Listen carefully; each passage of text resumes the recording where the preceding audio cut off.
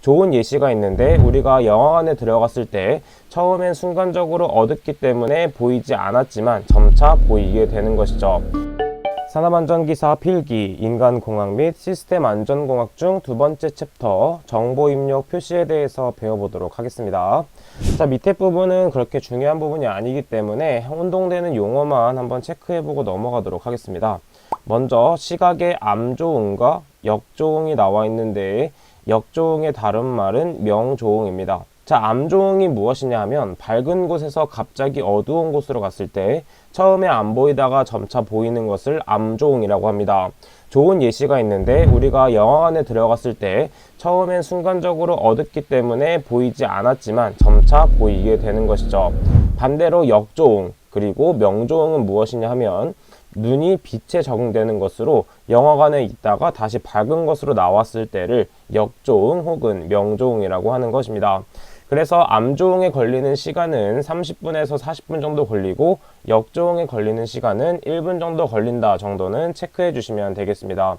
좌측에 있는 시각에 대한 공식은 간혹 출제되기 때문에 기출문제를 통해서 이렇게 푸는구나 정도만 알고 넘어가 주시면 되겠습니다. 자, 계속해서 넘어가도록 할게요. 그 다음에 시식별 영향을 주는 조건 중에서 색채와 심리 및 안전 색채에 대해서 보도록 할 건데 해당 부분은 우리가 일상생활에서 많이 보던 것이기 때문에 가볍게 읽어주시면 됩니다. 보통 적색에서 공포 그리고 활기를 느끼게 되고 청색 같은 곳에서 진정 그리고 녹색에서 안전을 느낄 수 있죠. 그 다음에 안전 색채에서 시동 스위치 보통 시작하는 것은 녹색 정지하는 것은 적색이라는 것을 잘 알고 있고 찬물은 파란색 그 다음에 따뜻한 물은 빨간색 이런 것도 있다 정도 체크하고 넘어가 주시면 되겠습니다. 자, 이 부분은 중요하진 않고 그냥 가볍게 읽고 넘어가 주시면 됩니다. 자, 178페이지에서 어느 부분이 나오냐면 시각적 암호에서 9-2 시각적 암호 부호 및 기호를 의도적 사용 시 고려사항 부분이 나와 있습니다. 해당 부분은 실기에서도 출제되는 부분이기 때문에 따로 정리해서 암기를 해주셔야 됩니다. 그 고려사항은 세 가지가 있는데 첫 번째는 검출성. 검출성은 말 그대로 암호화한 자극은 검출이 가능할 것. 두 번째 판별성은 다른 암호 표시와 구별이 될 수 있을 것. 마지막 세 번째 양립성은 자극 반응의 관계가 인간의 기대와 모순되지 않을 것 나와 있습니다. 자, 이때 양립성이란 무엇이냐면 아까 설명드렸던 것처럼 찬물, 뜨거운 물을 생각해 보면 됩니다. 만약에 찬물, 뜨거운 물이 파란색, 빨간색이 아니라 찬물이 빨간색이고 뜨거운 물이 주황색이라고 해보도록 하겠습니다. 그럼 우리는 색깔을 봤을 때 순간적으로 찬물이 빨간색이기 때문에 뜨거울 거다라고 인식을 하게 되는 것이죠. 이런 것이 양립성에 해당된다라고 봐주시면 됩니다.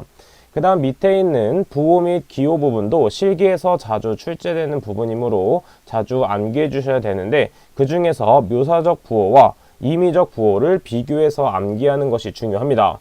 먼저 묘사적 부호는 무엇이냐 하면 사물이나 행동을 단순하고 정확하게 묘사한 것으로 위험 표지판에 해골과 뼈 모양, 그 다음에 보도 표지판에서 걷는 사람이 있는 것이 묘사적 부호라고 볼 수가 있습니다.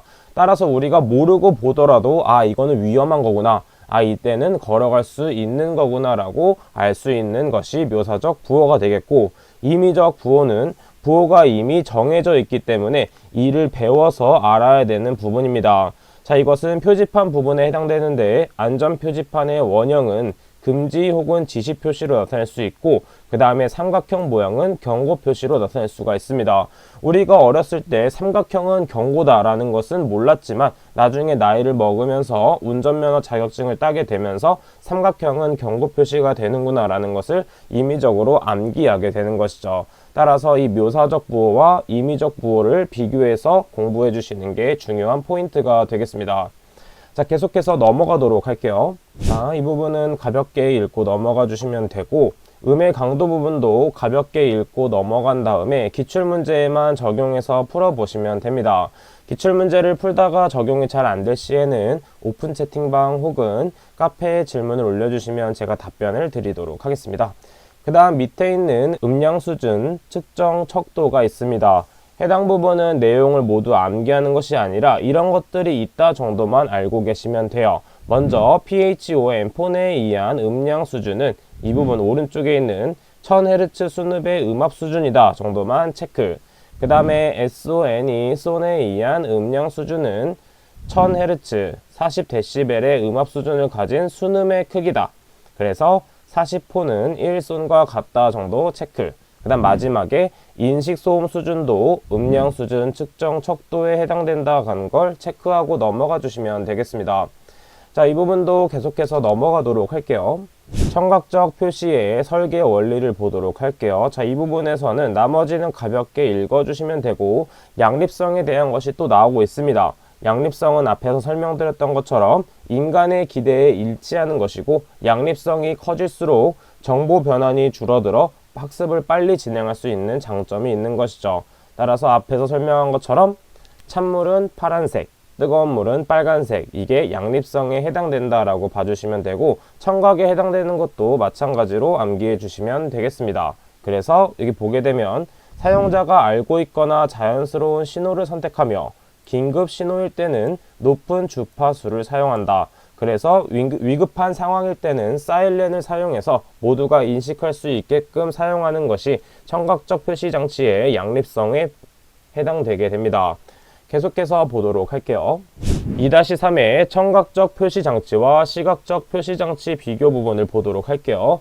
해당 부분은 실기에서도 자주 출제되는 부분이기 때문에 따로 암기를 해주셔야 됩니다. 단순하게 암기하는 것보다는 이해를 통해서 봐주시는 게 좋습니다. 먼저 청각장치와 시각장치를 비교하도록 할게요. 청각을 생각해보면 귀로 듣는 것이기 때문에 따로 기록이 남지 않습니다. 따라서 전원이 짧고 간단한 특성이 있겠죠. 왜냐하면 길게 말하면 그것을 모두 암기하고 다니는 사람은 없기 때문에 짧게 신호를 주어서 표시하게 되는 것이고, 또한 전원이 재참조되지 않는 것이 특징이겠고, 그 다음에 전원이 시간적인 사상을 다루게 됩니다. 당연한 얘기죠. 왜냐하면 짧게 지나가기 때문입니다. 그 다음에 청각장치는 즉각적 행동이 요구되는 부분이 있겠죠. 그럼 반대로 시각장치는 청각장치와 다른 특징이 있다는 것을 알 수 있습니다. 시각장치는 눈으로 볼 수 있기 때문에 전원이 길고 복잡하더라도 우리가 알 수 있는 것이고, 전원이 재참조된다는 것을 알 수가 있습니다. 왜냐하면 위험 같은 공지사항이 적혀 있을 경우에는 만약 까먹었을 경우 다시 읽어볼 수 있기 때문이죠. 따라서 전원이 시간적인 것이 아니라 공간적인 위치를 다루는 것이고 즉각적인 행동을 요구하지는 않는다 정도 체크해 주시면 되겠습니다. 나머지 특징들도 이렇게 청각과 시각을 비교해서 생각해 본다면 모두 적을 수 있기 때문에 이런 게 있구나 정도 체크하고 넘어가 보도록 하겠습니다. 그 다음에 인간의 감지 능력 웨버의 법칙이 있는데, 웨버의 법칙은 웨버비가 작을수록 분별력이 뛰어난 감각이다 정도 체크하고 공식만 체크를 하고 넘어가도록 하겠습니다. 그 다음 3-2에 통화 이해도 측정법이 나와 있습니다. 소음 환경과 관련된 지수 부분은 이렇게 4개가 있다 정도 체크해 주시면 되고, 그 중에서 명료도 지수 중에 한 가지만 체크해 보도록 하겠습니다. 명료도 지수 필기 시험에서 계산 문제가 간혹 나오게 되는데 어떻게 풀 수가 있냐면, 명료도 지수 AI는 로그 괄호 S 나누기 N 곱하기 가중치로 볼 수가 있습니다. 자, 이때 S는 뭘 뜻하냐면 말소리를 뜻하고, 이때 N은 뭘 뜻하냐면 방해 자극을 뜻합니다. 계산 문제는 상대적으로 나오지 않지만 그래도 푸는 방법을 알고 있다면 보너스로 맞출 수 있는 문제이기 때문에 해당 부분은 암기만 살짝 해놓고 뒤에 기출문제를 풀면서 한두 번 정도 풀어보시면 되겠습니다. 자, 다음은 조종장치의 촉각적 암호화 부분. 이 부분 3개도 필기에서 간혹 출제되기 때문에 체크를 해주고, 이 3가지는 무엇이 있냐면 표면 촉감, 그 다음 2번째는 형상, 3번째는 크기가 있다 체크를 하고 넘어가도록 하겠습니다. 이 부분도 그냥 가볍게 읽고 넘어가 주시면 됩니다. 그 다음 4번째에 있는 인간 요소와 휴먼 에러 부분 중 인간 실수의 분류, 그리고 독립행동에 관한 분류, 스웨인에 대한 얘기인데 이 부분도 마찬가지로 실기에서 자주 출제되는 부분이죠. 그래서 휴먼 에러란 무엇이냐면 규칙성이 있고 재발의 예측이 가능한 형태를 취하는 것이 휴먼 에러라고 볼 수가 있습니다. 만약에 어떤 작업 현장에서 같은 상황에서 동일한 에러가 발생하기 때문에 이 에러를 막을 수 있는 상황이 생기는 것이죠. 자, 그래서 첫 번째 오미션 에러라는 것이 있습니다. 이때 오미션이란 무슨 뜻을 갖고 있냐면 생략이라는 뜻을 갖고 있고, 생략을 했기 때문에 필요한 절차를 수행하지 않아서 생기는 오류를 오미션 에러라고 볼 수가 있습니다. 이것의 예시는 무엇이 있냐면 가스밸브 잠그는 것을 잊거나 수리 후 부품을 잘못 끼웠을 때 이런 것을 필요한 절차를 수행하지 않는 오미션 에러라고 볼 수 있는 것이고, 두 번째 커미션 에러.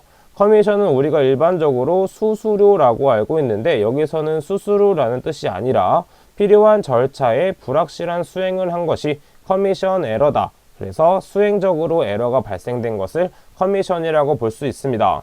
그 다음 마지막으로 불필요한 에러 부분이 있는데, 말 그대로 불필요한 에러는 불필요한 절차의 수행으로 생기는 오류라고 볼 수가 있고, 나머지 두 가지도 같이 암기해 주시면 되지만 이 세 가지가 자주 출제되기 때문에 세 가지는 반드시 외우고 넘어간다 라고 생각해 주시면 되겠습니다. 여기는 가볍게 읽어 주시면 되고, 그 다음에 형태적 특성 부분입니다. 첫 번째, 시스템 성능과 인간 과오의 관계도 필기에서 자주 출제되는 부분.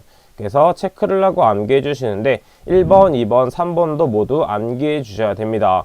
이때 상수인 K가 1에 가까울 경우 중대한 영향을 끼친다. 그 다음에 K 값이 1보다 작을 경우에는 리스크를 준다. 그 다음에 K가 0에 가까울 때도 중대한 영향을 끼친다. 체크하고 넘어가 주시면 되겠습니다.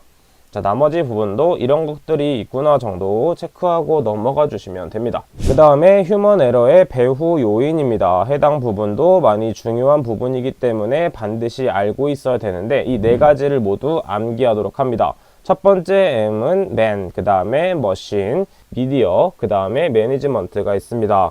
첫 번째 man은 당연히 사람이 되겠죠. 그래서 사람이 수면이 부족하거나 걱정거리가 있거나 그리고 인간관계 등도 이에 포함이 됩니다. 이에 대한 대응 방안으로서는 위험예지 훈련을 하거나 TBM을 하거나 건강진단을 하는 방법이 있고, 두 번째, 머신은 말 그대로 장치나 설비이기 때문에 적절한 설비 기계를 사용하지 못하거나 결함이 있을 경우에 이게 발생하게 되고, 대응 방안으로는 이 설비 기계를 정비 점검을 잘 하면 됩니다. 그 다음 세 번째, 미디어는 정리정돈, 그 다음에 청소 불량, 통로에 물건을 적재함으로 해서 이동 중에 넘어지거나 다치는 것에 해당됩니다.